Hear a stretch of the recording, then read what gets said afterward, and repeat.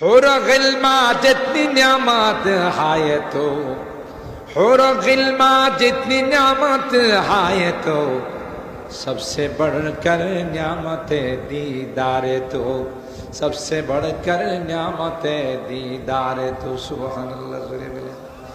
जन्नत दोज़ख से यार अब क्या करो, जन्नत दोज़ख से यार अब क्या करो, आरज़ू है मैं तुझे देखा करो, आरज़ू है मैं तुझे देखा करो। अल्लाहु আকবার বলে।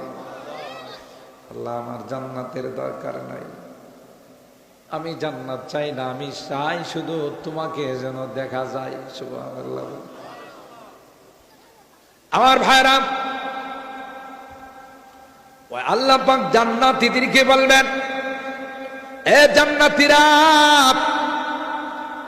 আরেকটা নিয়ামত তোমাদের জন্য আমি আল্লাহ এক্সট্রা রেখে দিয়েছি। সুবহানাল্লাহ।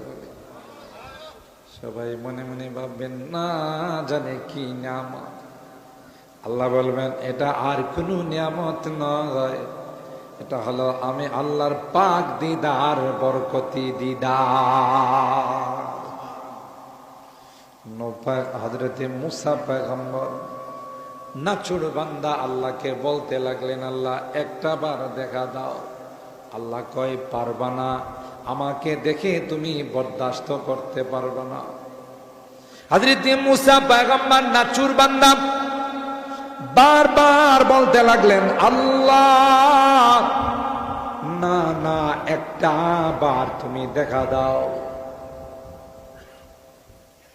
একটা পর্যায়ে আল্লাহ বলেন, ওয়ালাকিন ইনজুর ইলাল জাবাল ফাইন ইসতাকাররা মাকানাহু ফাসাউফা তারানি। আল্লাহ বলেন, হে মুসা, ঠিক আছে, তুমি যদি আমাকে দেখতে চাও, একটা শর্ত হলো আমি আল্লাহ আমার সামান্য নূরের তাজাল্লি তুর পাহাড়ে নাজিল করব। সুবহানাল্লাহ। সরকারে দু আলম, সরকারে দু আলম,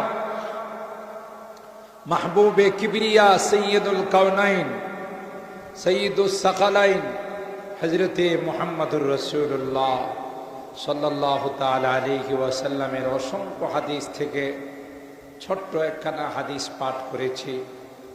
যেহেতু আজকের মাহফিল আমাদের উত্তর শহীদপুর মোল্লাবাড়ি বাইতুল মামুর মসজিদকে কেন্দ্র করে, এই যে নামটা, এই নামটা অত্যন্ত বরকতি নাম। সুবহানাল্লাহ।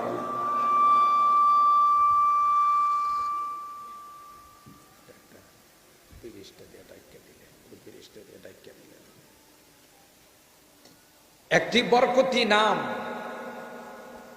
কেমন বরকতি নাম আমরা হয়তো কম বেশি অনেকে জানি। খানায়ে কাবার সুজা বরাবর ফেরেশতাদের ইবাদতের জন্য, ফেরেশতাদের তওয়াফের জন্য আল্লাহ তাআলা সাত আসমানের উপর একটি ঘর বানাইছেন। ওই ঘরের নাম হলো বাইতুল মামুর। সুবহানাল্লাহ। পৃথিবীর খানায়ে কাবাকে যেমন জিন আর ইনসান তওয়াফ করে, হজ এবং উমরা করে, এটার জিয়ারতকে সওয়াবের কাজ মনে করে, ঠিক তদ্রূপ ফেরেশতারা ওই বাইতুল মামুরকে প্রতিদিন তওয়াফ করে। বর্ণনায় আসে আল্লাহ এত ফেরেশতা বানাইছেন, দৈনিক ৭০,০০০ ফেরেশতা বাইতুল মামুরকে তওয়াফ করে। যারা জীবনে একবার তওয়াফ করছে, দ্বিতীয়বার আর তাদের সুযোগ আসে না। আল্লাহু আকবার। তাহলে একটু ক্যালকুলেশন করে, হিসাব নিকাশ করে কি মিলানো যাবে ফেরেশতা কতজন? একবার করলে দ্বিতীয়বার আর সুযোগ আসে না। সুবহানাল্লাহ। আল্লাহ পাক এখানে কয়েকটি জিনিসের কসম খাইছেন। ওয়াত্তুর, তুর পাহাড়ের কসম। সুবহানাল্লাহ, জোরে বলে। এ মুসলমান, আল্লাহর কথাকে বিশ্বাস করানোর জন্যে কসম খায় না। আমাদের কথা যদি কেউ বিশ্বাস না করে, তাকে বিশ্বাস করানোর জন্য আমরা কসম খাই, ভাই আল্লাহর কসম তুই বিশ্বাস কর, ঠিক কিনা বলি? আল্লাহ পাক কসম খায় মানুষকে আল্লাহর কথা বিশ্বাস করানোর জন্য নয়। তিনি যেমন হাকিম, তার কথাও সেরকম হাকিম, কথা বলেন ঠিক কিনা? তিনি যেমন মালিকুল মুলুক, তার কথাও কালামুল মুলুক, কথা বলেন ঠিক কিনা? মুলুকুল কালাম, সমস্ত কালামের মুলুক আল্লাহর কথা। তাইলে আল্লাহ কেন কসম খায়? যে জিনিসগুলোর কসম খায় সে জিনিসগুলো বড় মর্যাদাওয়ালা। সুবহানাল্লাহ। সাধারণ কোন জিনিসের আল্লাহ কসম খায় না। যে জিনিসগুলোর আল্লাহ কসম খায় ওই জিনিসগুলো আল্লাহর কাছে দামি না বেদামি? আর একটু জোরে বলে। ওয়াশ-শামসি ওয়া দুহাহা ওয়াল কমারি ইযা তালাহা ওয়ান নাহারি ইযা জাল্লাহা ওয়াল লাইলি ইযা ইয়াগশাহা ওয়াস সামাই ওয়া মা বানাহা ওয়াল আরদি ওয়া মা তাহাহা ওয়া নাফসিন ওয়া মা সাওয়াহা। এখানে আল্লাহ সূর্যের কসম খাইছেন, চন্দ্রের কসম খাইছেন, দিনের কসম খাইছেন, রাতের কসম খাইছেন, এবং জমিনের কসম খাইছেন, নফসের কসম খাইছেন। বুঝা গেল এই জিনিসগুলোর দাম আল্লাহর কাছে কম না বেশি? ও ভাই, ঠিক তদ্রূপ সূরা তুরের মধ্যে আল্লাহ একটা নয়, দুইটা নয়, অনেকগুলো কসম খাইছেন। এক নাম্বার কসম ওয়াত্তুর, তুর পাহাড়ের কসম। সুবহানাল্লাহ। কোরআনের বহু আয়াতে তুর শব্দ পাবেন। ওয়ারাফানা ফাওকাকুমুত তুর, ওয়ারাফানা ফাওকা আলাইহিমুত তুর। তুর পাহাড়টা এত দামি, এত দামি, আল্লাহ পাক বারবার কোরআনে তুর পাহাড়ের আলোচনা করেছে। এই তুর পাহাড়টাও ফিলিস্তিনে। সুবহানাল্লাহ। হযরতে মুসা পয়গম্বর আল্লাহর সাথে যখন কথা বলতেছিলেন, একটা পর্যায়ে মুসা পয়গম্বর আল্লাহর প্রেমে পড়ে গেলেন। সুবহানাল্লাহ। আল্লাহরে ডাক দিয়ে কয়, আল্লাহ তোমার কথা এত সুন্দর, না জানি তুমি কত সুন্দর। রব্বি আরিনি আনজুর ইলাইহি। হযরত মুসা পয়গম্বর একটা পর্যায়ে মালিককে দরখাস্ত করে ফেললেন, আল্লাহর কাছে ফরিয়াদ জানাইলেন, আল্লাহ তোমার কথা এত মিষ্টি, তোমার কথা এত সুন্দর, তুমি না জানি কত সুন্দর, আমারে একটা বার দেখা দাও না। সুবহানাল্লাহ বলেন।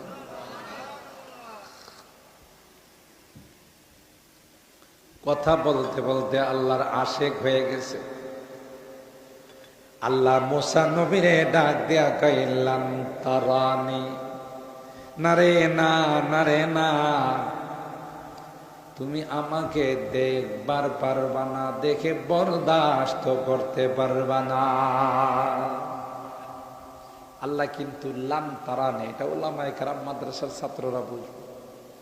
লান, ওরা বলেন নাই, আমি দেখা দিতে পারবো না, এই কথা বলেন নাই, তুমি দেখে স্থির থাকতে পারবে। তাতে বোঝা গেল আল্লাহ একবার না একবার আমাদেরকে দেখা, জোরে বলে, তখন আল্লাহকে দেখার মতো শক্তিও আমাদেরকে দান করবে। ঠিক কিনা বলেন? হাদিসের মধ্যে আসে, জান্নাতীরা যখন জান্নাতে যাবে, আল্লাহ জান্নাতীর মেহমান হয়ে যাবে, প্রত্যেকের কামরায় কামরায় আল্লাহ গিয়া বলবেন, কেমন আছো, তোমাদের সবকিছু কেমন ঠিকঠাক চলতেছে কিনা? আচ্ছা বলুন তো দেখি, আল্লাহ যদি গিয়া গিয়া জিজ্ঞাসা করে কেমন লাগবে? আল্লাহু আকবার। জান্নাতীদের গেইটে গিয়ে আল্লাহ বলবে, রে জান্নাতীরা কেমন আছো, তোমাদের কোনো কিছুর দরকার আছে কিনা? জান্নাতীরা জান্নাতীরা বলবেন, আল্লাহ কি বলে, জীবনে যা কোনোদিন কল্পনা করে নাই তার চাইতেও অনেক অনেক বেশি নিয়ামত তুমি দান করেছ। আল্লাহ কয়, আরেকটা নিয়ামত আছে। সুবহানাল্লাহ জুড়ে বলেন। সবাই মনে করবেন যে না জানে এটা কেমন নিয়ামত, না জানে কি দামি জিনিস, অপেক্ষায় থাকবে। আল্লাহ বলবেন, ওই নিয়ামত, এ জান্নাতীরা, আমি আল্লাহ একটা বিশাল বিশাল সেমিনার করে, একটা বিশাল মাহফিল করে সবাইকে আমি আল্লাহকে দেখার সুযোগ করে দেব। হুর গিলমা জিতনি নিয়ামত হায় তো, হুর গিলমা জিতনি নিয়ামত হায় তো, सबसे बढ़कर नियामत दीदार तो, सबसे बढ़कर नियामत दीदार तो। सुभानअल्लाह। जन्नत दोज़ख से यार अब क्या करो, जन्नत दोज़ख से यार अब क्या करो, आरज़ू है मैं तुझे देखा करो, आरज़ू है मैं तुझे देखा करो। अल्लाहु আকবার বলে। আল্লাহ, আমার জান্নাতের দরকার নাই, আমি জান্নাত চাই না, আমি চাই শুধু তোমাকে যেন দেখা যায়। সুবহানাল্লাহ। আমার ভাইরা, ওই আল্লাহ পাক জান্নাতীদেরকে বলবেন, এ জান্নাতীরা, আরেকটা নিয়ামত তোমাদের জন্য আমি আল্লাহ এক্সট্রা রেখে দিয়েছি। সুবহানাল্লাহ। সবাই মনে মনে ভাববেন, না জানে কি নিয়ামত। আল্লাহ বলবেন, এটা আর কোনো নিয়ামত নয়, এটা হলো আমি আল্লাহর পাক দিদার, বরকতি দিদার। হযরতে মুসা পয়গম্বর নাছুড় বান্দা আল্লাহকে বলতে লাগলেন, আল্লাহ একটা বার দেখা দাও। আল্লাহ কয়, পারবা না, আমাকে দেখে তুমি বরদাস্ত করতে পারবা না। হযরত মুসা পয়গম্বর নাছুড় বান্দা বারবার বলতে লাগলেন, আল্লাহ না না, একটা বার তুমি দেখা দাও। একটা পর্যায়ে আল্লাহ বলেন, ওয়ালাকিন ইনজুর ইলাল জাবাল ফাইন ইসতাকাররা মাকানাহু ফাসাউফা তারানি। আল্লাহ বলেন, হে মুসা, ঠিক আছে, তুমি যদি আমাকে দেখতে চাও, একটা শর্ত হলো, আমি আল্লাহ আমার সামান্য নূরের তাজাল্লি তুর পাহাড়ে নাজিল করব। সুবহানাল্লাহ।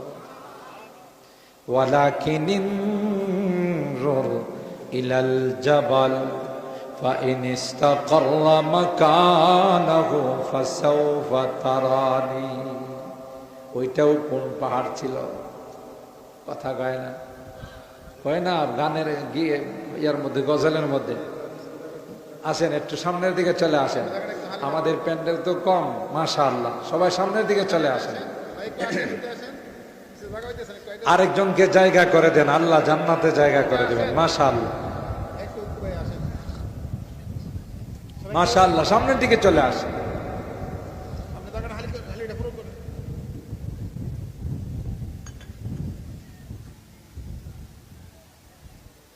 আল্লাহ আল্লাহ। আমার ভাইরা, হযরতে মুসা পয়গম্বর, হযরতে মুসা পয়গম্বর, আল্লাহ পাক বললেন, মুসা সামান্য একটু তোর পাহাড়ে তাজাল্লি নাযিল করব, তুমি যদি দেখে বরদাস্ত করতে পারো, স্থির থাকতে পারো রে,